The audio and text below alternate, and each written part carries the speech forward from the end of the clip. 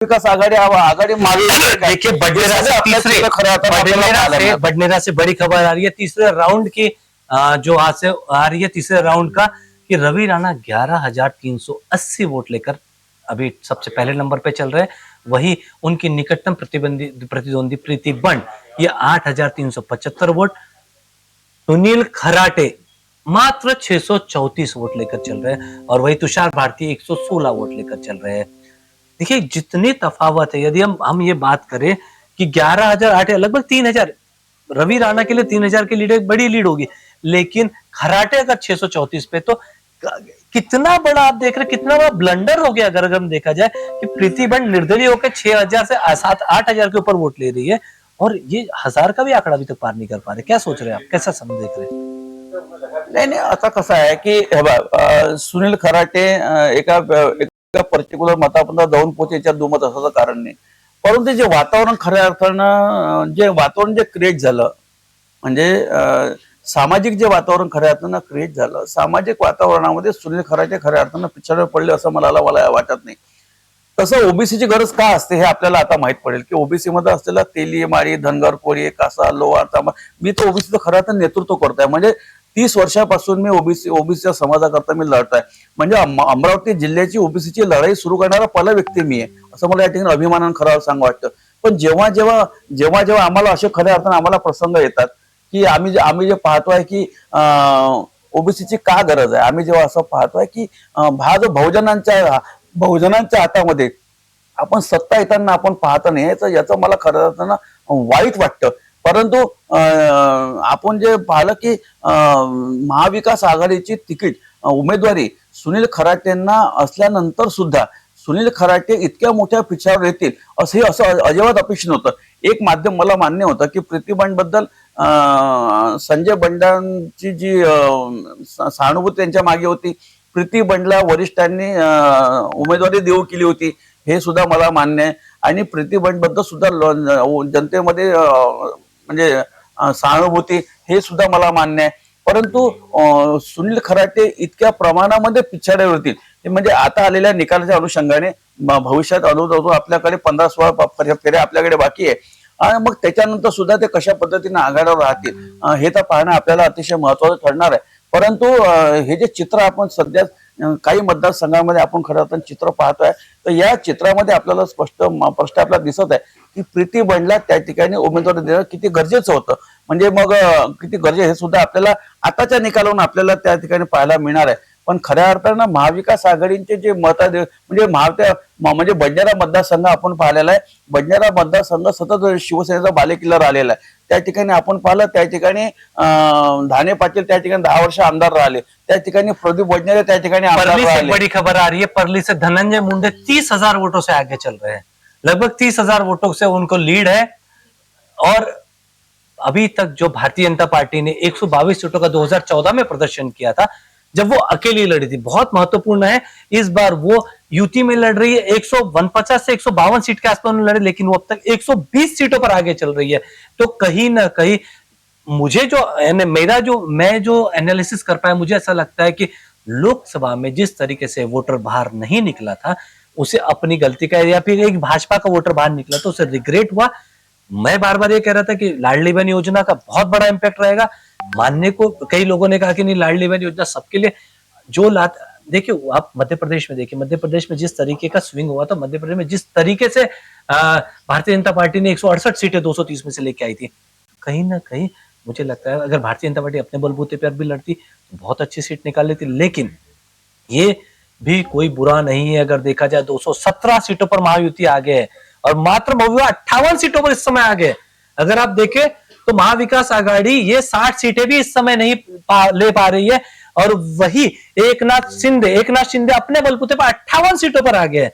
देखिए बहुत बड़ा मैंडेट, अगर आप इसको समझने की हम कोशिश करें तो ये जिस तरीके का मैंडेट है, ये मैंडेट बहुत उम्दा है। इस मैंडेट को लेकर अगर क्या होता है ये तो बताइए, तो बहुत ये अभी भी कंफर्म नहीं है कि इसमें ये कौन जीतना कितना जीतेगा, लेकिन मुझे लगता है डिसेसिव फैक्टर है।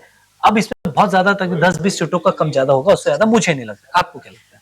नाही, राज्याच्या राजकारणामध्ये उभाटापेक्षा जर शिवसेनेच्या म्हणजे एकनाथ शिंदेच्या शिवसेनेला तर जास्त सीट मिळाल्या, तर अजून शिवसेनामध्ये एक मोठ्या प्रमाणामध्ये अजून विभागणी अपेक्षित आहे. विभागने से ज्यादा मुझे ऐसा लगता है कि अब शायद सरेंडर उद्धव ठाकरे को लगता नाही, है सरेंडर होणार नाही, पण नाही. शिवसेनेच्या म्हणजे एक शिवसेनेचे जे आमदार 2019च्या निवडणुकीमध्ये फोडाफोडीच्या राजकारणामध्ये 40 आमदार शिंदे गटांसोबत गेले.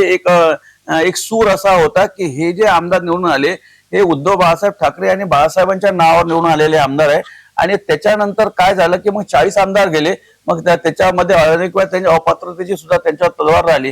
परंतु या 2024च्या निवडणुकीमध्ये जर शिंदे गटांचे आमदार हे 50 पेक्षा अधिक राहिले आणि उभाटाचे आमदार हे 30-35च्या घरात राहिले, तर आपल्याला राज्याच्या राजकारणामध्ये एक वेगळी काहीतरी कलाटणी आपल्याला निश्चितच आपल्याला पाहायला मिळेल असं म्हणायला या ठिकाणी मला काही हरकत वाटत. देखिए अभी तक जो रुझान आ रहे हैं, मैं महाराष्ट्र की बात करूं तो 2014 में 122 सीटों पर भारतीय जनता पार्टी ने विजय हासिल की थी, लेकिन इस समय 122 सीटों पर भारतीय जनता पार्टी गठबंधन में भी 122 सीटों पर इस समय आगे चल रही है. वही एकनाथ शिंदे 58 सीटों पर और अजित पवार की राष्ट्रवादी 35 सीटों पर आगे चल रही है. और सबसे बड़ा अगर हम उलटफेर देखें तो इस समय महाविकास आघाड़ी में दिख रहा है, जहां कांग्रेस मात्र 23 सीट लेकर सबसे पहले नंबर पर है और वही शिवसेना 17 सीट लेकर और उद्धव ठाकरे ये मात्र 14 सीट लेकर ही चल रहे हैं. वो 14 सीट लेकर ही आगे चल रहे हैं. अगर हम देखें कि इस समय क्या हो रहा है तो ये चीज समझ में आ जाएगी कि भारतीय जनता पार्टी की जो भी सीट्स का शेयरिंग है लगभग अभी महाविकास आघाड़ी की सरकार बनती हुई बिल्कुल स्पष्ट दिखाई दे रहा है. अगर हम बात करें अभी तक की जो भी हमें मौजूदा ये चीजें मिल रही है. अगर हम बात करें अचलपुर की, देखिए मैं कई लोगों के निशाने पर भी रहा जब लोगों ने मुझसे कहा कि आप अचलपुर को लेकर बड़े ही गलत ये रुझान दे रहे हैं, लेकिन वहां की जो जमीनी हकीकत है हम उस पर बात कर रहे थे. हमने जमीनी हकीकत पे बात की और उसी के हिसाब से हमें लगा कि नहीं, ये चीज जो है महिलाओं का कल बहुत बड़ा कल बीजेपी की तरफ था और वो दिखा अगर हम देखें तो वो इस समय वोट पे दिख रहा है. ये तो भी मैं बार बार कह रहा हूं प्रारंभिक है, ये भी और आएगा, ये भी और आएगा. लेकिन जिस तरीके से राज्य भर में बीजेपी की एक आंधी सी चली है, मैं कहूं महायुति की एक आंधी सी चली है, तो मुझे लगता है यह कोई बड़ी बात नहीं है कि अब तक की सबसे बड़ी जीत महायुति की महाराष्ट्र में दिखाई देगी. वही हम झारखंड की बात करें तो झारखंड में लगभग ये, और अब मिलते एक छोटे से ब्रेक के बाद. अगर हम बात करें झारखंड की तो झारखंड में समय जो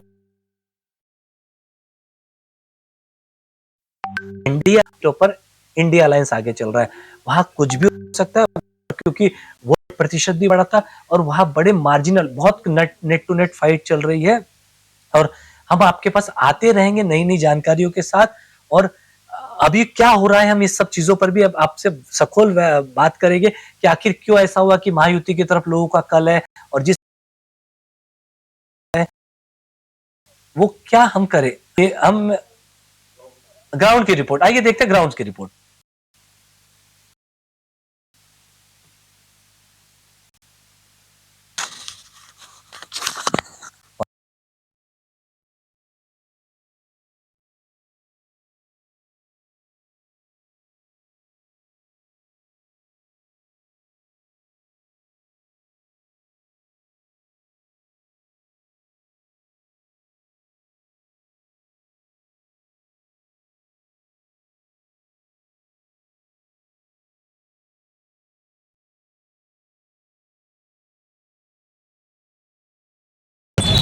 दरियापुर में मतगणना 14 टेबलों पर की जाएंगी. 25 राउंड में दोपहर तक स्थिति स्पष्ट हो जाएगी.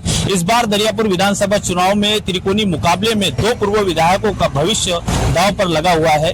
शिवसेना शिंदे गढ़ से कैप्टन अभिजीत अरसोड़ और युवा स्वाभिमान पार्टी के रमेश गुंतिले, ये दोनों पहले इस विधानसभा से विधायक रह चुके हैं. इन दोनों पूर्व विधायकों के साथ शिवसेना के उबाटा गजानन लौटे के बीच त्रिकोणीय मुकाबला है. आपको बता दें कि 2019 के विधानसभा चुनाव में बलवंत वानखड़े 30,519 वोटों से चुनाव जीते थे। कांग्रेस के बलवंत वानखड़े को 95,889 और भाजपा के रमेश बुंदिले को 65,370 वोट मिले थे।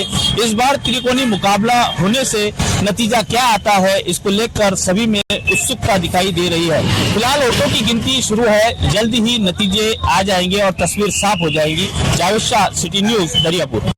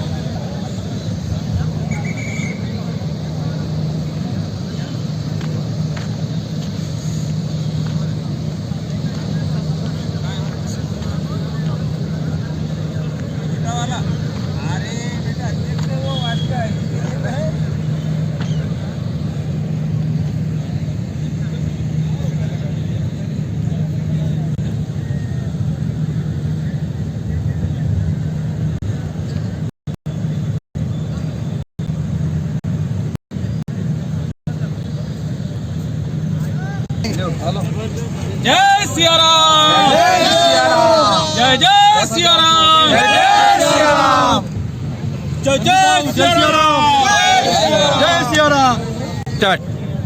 आपण सध्या जिल्हा परिषद हायस्कूल येथे उभा आहोत आणि प्रशासकीय इमारतीमध्ये मतमोजणी सुरू आहे। संपूर्ण मैदानात आपण बघत आहोत की धारणीकरांना मोठा उत्साह आहे की कोणाचा पक्ष निवडून येणार आहे, कोणाच्या डोक्यावर मेलघाटचा ताज सजणार आहे। म्हणजेच निवडणुकीमध्ये मेलघाटचा आमदार कोण, आता पहिली मतमोजणी झालेली आहे। ह्या मतमोजणीमध्ये पहिला राऊंड झालेला आहे। यामध्ये 3463 मतं भारतीय जनता पार्टीला मिळालेले आहे आणि हे आघाडीवर आहे। मी संदीप राऊत आपल्यासोबत प्रत्येक अपडेट घेऊन आज आहो।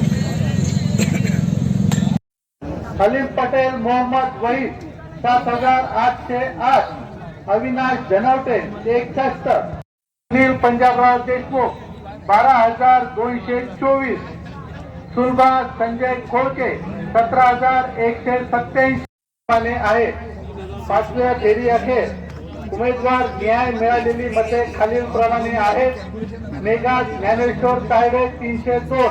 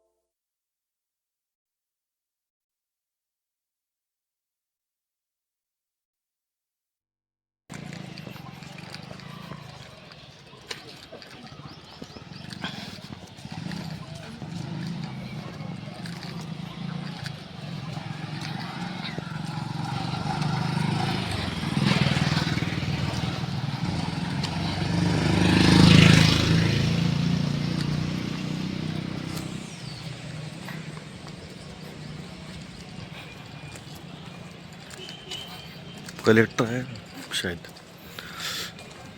हम अचलपुर के विधानसभा चुनाव परिणाम जहाँ से होने वाले हैं उस कल्याण मंडपम के पास खड़े हैं। आप देख रहे हैं कल्याण मंडपम के दोनों दिशाओं पर पुलिस का कड़ा पहरा है। यहाँ पर कल्याण मंडपम से चुनाव निर्णय अधिकारी बलवंत अरखराव द्वारा पोस्टल बैलेट पेपर के वोटों की गिनती शुरू कर दी गई है। आप देख रहे हैं किस प्रकार से पुलिस का बंदोबस्त है। कल्याण मंडपम नगर परिषद क्षेत्र का यह बहुत बड़ा हॉल है जिसके अंदर स्ट्रांग रूम बनाई गई थी। आज सुबह 7:30 बजे स्ट्रांग रूम खोली गई और वोटों की गिनती शुरू हो चुकी है। अचलपूर मतदारसंघाच्या मतांची मोजणी सुरू झालेली आहे। आज सकाळी 5 वाजतापासून सर्व कर्मचाऱ्यांना निवडणूक निर्णय अधिकारी बळवंत अरखराव यांनी बोलावलेलं होतं। 6 वाजतापर्यंत सर्वांची मोजणी झाली, सर्व कर्मचाऱ्यांची हजेरी घेण्यात आली। त्यानंतर 7 वाजतापर्यंत शपथ घेऊन सर्व प्रक्रिया पूर्ण करण्यात आली। सर्वात अगोदर इथे 7:30 वाजता कर्मचारी जे आहे यांनी स्ट्रॉंग रूम उघडली। 8 वाजता जे पोस्टल बॅलेट आहे ते मतांची मोजणी इथे सुरू झालेली आहे। त्याचे 8:30 पर्यंत त्याचे रिझल्ट येणार आहेत। त्यानंतर स्ट्रॉंग रूम उघडल्यानंतर 8:30 वाजतापासून बॅलेट पेपर जे आहे बॅलेट मशीन आहे त्याची मतांची मोजणी चालू होणार। जितके EVM आहे EVMचे सर्व बॉक्स उघडण्यात आलेले आहे। आता पहिल्या राऊंडच्या मतांची मोजणी ही 8:30 वाजता सुरू होत असून येथे जिल्हा ग्रामीण पोलीस अधीक्षक विशाल आनंद यांच्या मार्गदर्शनामध्ये येथील अचलपूरचे उपविभागीय पोलीस अधिकारी शुभम कुमार, परतवाडा, अचलपूर, सरमसपुरा या सर्व मतदारसंघाचे जितके ठाणेदार आहेत त्यांना सुद्धा जबाबदाऱ्या देण्यात आलेल्या आहे। पोलीस उपनिरीक्षक यांना सुद्धा जबाबदाऱ्या देण्यात आलेल्या आहेत। ओळखपत्र नसल्याशिवाय कोणालाही मतमोजणीच्या या रूममध्ये प्रवेश जात नाही। ही मतमोजणी जी आहे ती आता सुरू झाली असून पहिला राऊंड थोड्याच वेळामध्ये याचे रिझल्ट येणार आहे। मी कॅमेरा पर्सन ब्रिजेश सोबत नितेश किल्लेदार, सिटी न्यूज, अचलपूर। अलग अलग क्षेत्रों में इनका प्रभाव है और अभी फिलहाल बीजेपी का और कांग्रेस का विदर्भ में ज़्यादा प्रभाव है। अब ये देखना है कि दोनों की टक्कर जो है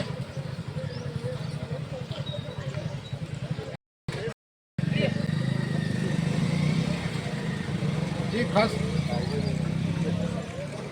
महाराष्ट्र के अलग अलग इलाकों में विदर्भ से गठबंधन का अच्छा यानी मतलब प्रदर्शन है।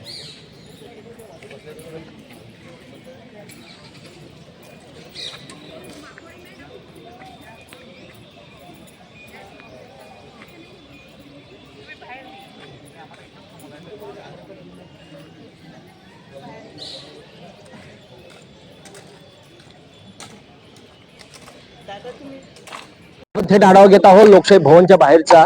पाहत आहात या ठिकाणी पोलिसांचा चोख बंदोबस्त लावण्यात आलेला आहे। चारही बाजूने पोलीस QRT पथक असेल, शहर पोलीस असेल, वाहतूक पोलिसांचा सुद्धा मोठ्या प्रमाणात या ठिकाणी बंदोबस्त लावण्यात आलेला आहे। हा मार्ग सायंकाळपर्यंत बंद करण्यात आलेला आहे, पर्यायी मार्ग देण्यात आलेला आहे। दुसरीकडे आपण लक्ष द्यायचं तर लोकशाही भवनकडे जाणारा हा मार्ग आणि या मार्गावरच 100 मीटर अंतरावर बॅरिकेड्स लावण्यात आलेले आहेत। पोलीस अधिकारी बॅरिकेड्स या ठिकाणी